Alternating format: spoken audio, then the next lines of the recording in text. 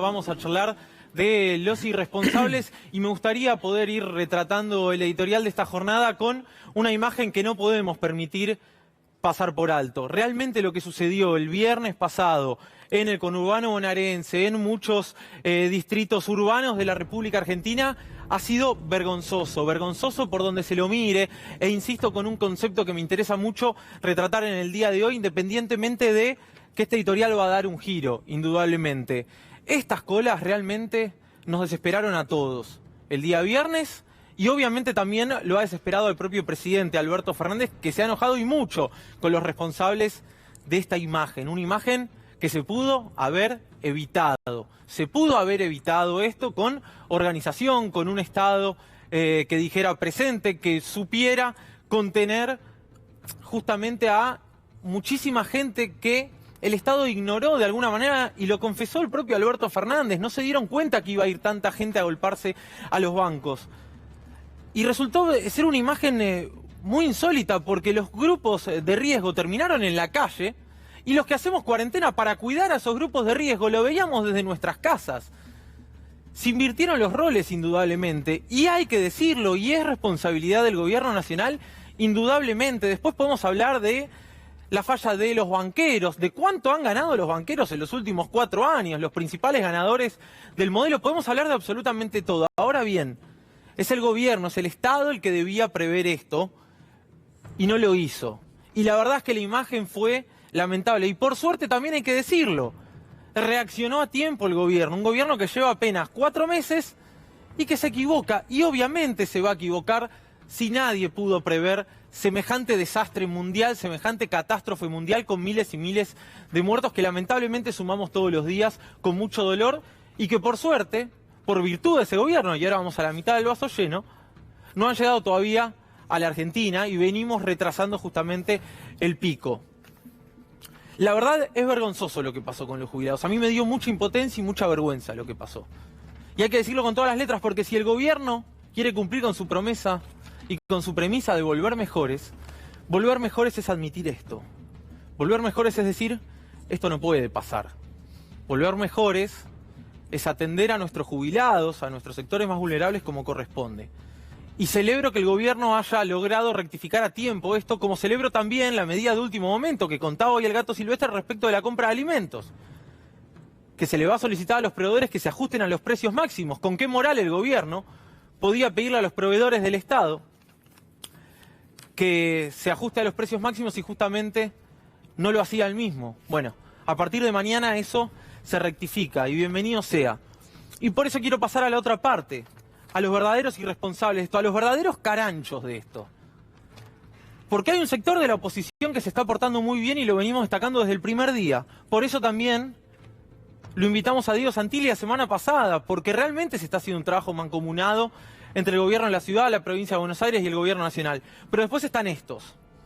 Están los que juegan a sacar un votito más en las elecciones y los que celebran cada una de las desgracias de un gobierno que llegó hace 4 meses, que se encontró con una situación desesperante, desde lo económico, desde lo social, desde lo político también, con todo por reconstruir y que encima se le suma una crisis sanitaria sin precedentes en la historia.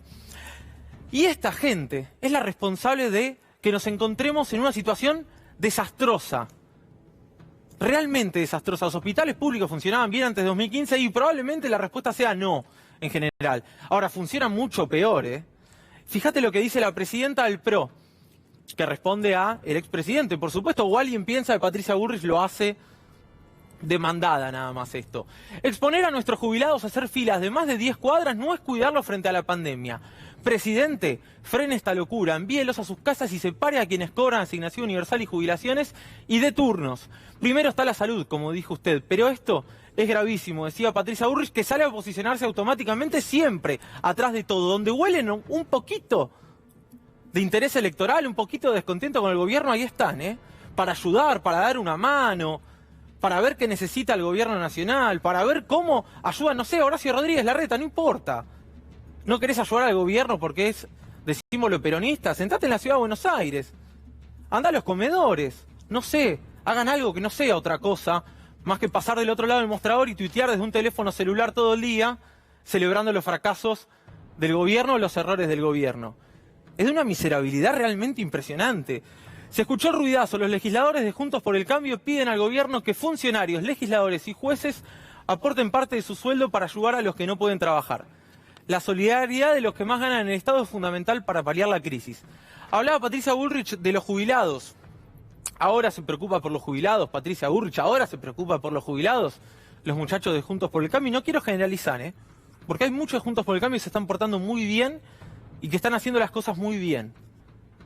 Y no digo se están portando muy bien con el gobierno nacional, se están portando muy bien con la sociedad.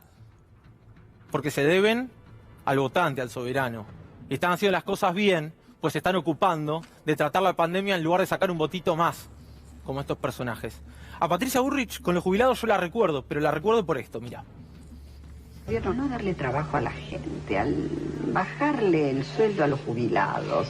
Lo que pasa es que, bueno, el gobierno tener a la población en tantas dificultades económicas. Está tomando estas decisiones por las dificultades terribles en las que está el país. Estamos poniendo esta regla tan firme, durísima, pero creemos que lo tenemos que hacer.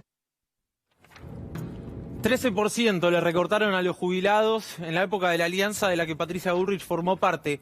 Adiviná si Patricia Bullrich se bajó el sueldo en esa época. Adiviná si los grandes medios de comunicación que hoy la levantan a Patricia Bullrich y la aplauden públicamente, así en cámara, sin descaro, le decían algo, le pedían un ajuste a Patricia Bullrich.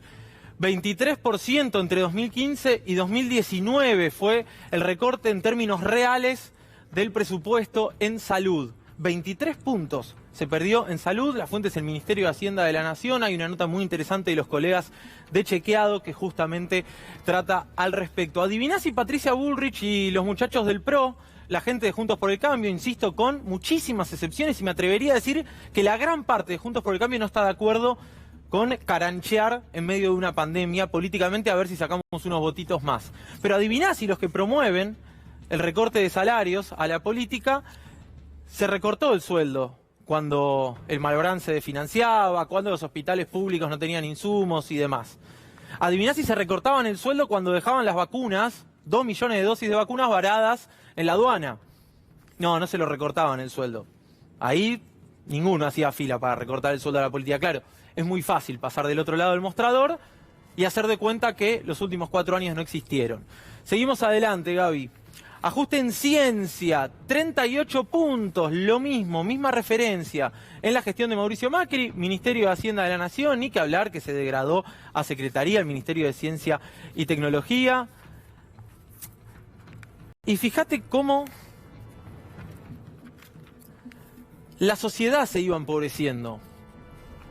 Y fíjate cómo nadie decía que había que bajarse los salarios. Y fíjate cómo Patricia Bullrich no decía absolutamente nada de esto. Mientras el consumo de leche y de carne iban a mínimos históricos, o a los mínimos de los últimos 30 años, no decían nada. Nadie decía de bajarse el sueldo. Cuando a los pibes les sacaban el plato de comida de la mesa, nadie decía nada. Nadie revisaba ahí las compras del Ministerio de Desarrollo Social. Nadie decía, che, los comedores están rebalsando de gente. Y no había que irse al Chaco, a Corrientes, donde indudablemente hay hambre y hay miseria y hay pobreza. Bastaba ir a 20 minutos del Obelisco, a la 1114, a la Zabaleta, en la capital federal, en la provincia, donde quieran, aumentó el hambre. Ahí nadie se bajaba el sueldo, ahí el país iba bárbaro, había que seguir ajustándose. Y mientras tanto, Gaby, pasemos a la placa del blanqueo, el gobierno de Mauricio Macri hacía esto. No se bajaban el sueldo, subía la pobreza, subía la indigencia, los pibes no tenían literalmente para comer. Y ellos, los nenes de bien, blanqueaban 116.000 millones de dólares.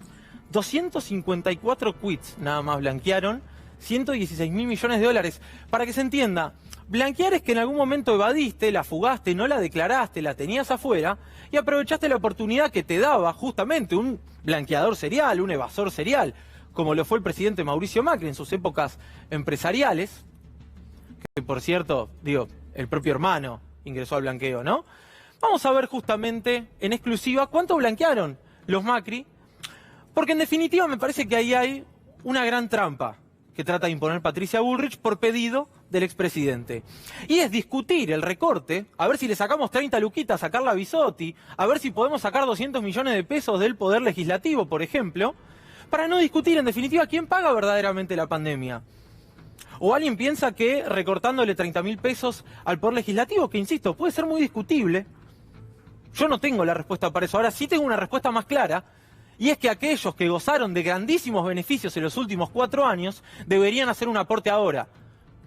Porque mientras nos entretenían con cualquier estupidez, con detenciones arbitrarias, con preventivas cuya causa judicial no existía, mientras se sentaban a definir el futuro de millones de argentinos, estos muchachitos blanqueaban su propia riqueza, la que hicieron a espaldas del Estado. Y este dinero no es suyo, no es que blanquearon la suya, blanquearon la que evadieron. 840 millones blanqueó la familia Macri del Grupo Sogma. Vamos a ver el detalle, no me quiero ir demasiado lejos porque ya viene Pedro Can. Gianfranco Macri, el hermano del presidente, 622 millones de pesos blanqueó. ¿No deberíamos pedirle un aporte a Gianfranco, que además se llevó 5 millones de dólares de la causa de parques eólicos que está siendo investigado por la justicia? ¿O hay que pedirle 30.000 pesos a Carla Bisotti? ¿En serio hay que pedirle 30.000 pesos a Carla Bisotti? ¿No hay en Argentina grupos que se beneficiaron muchísimo en los últimos años? Leonardo Mafioli, juro que se llama así, CEO de Sogma, 76 millones de pesos blanqueó. Mucha gente me dirá, bueno, esto es una placa, nada más no te digo el dato. 2 de diciembre de 2016 a 15 pesos con 20 blanqueó Leonardo Mafioli. Seguimos adelante. Esto es el amiguismo en estado puro, ¿no? Mauricio impulsa un blanqueo y los amigos blanquean de su propia empresa. Víctor Composto, director de Sogma, 68 millones de pesos.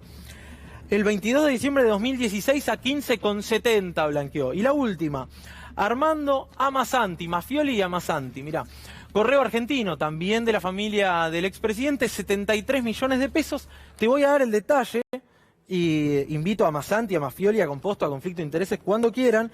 El 17 de diciembre de 2016 a 15 pesos con 80. Ahí están, más de 840 millones de pesos.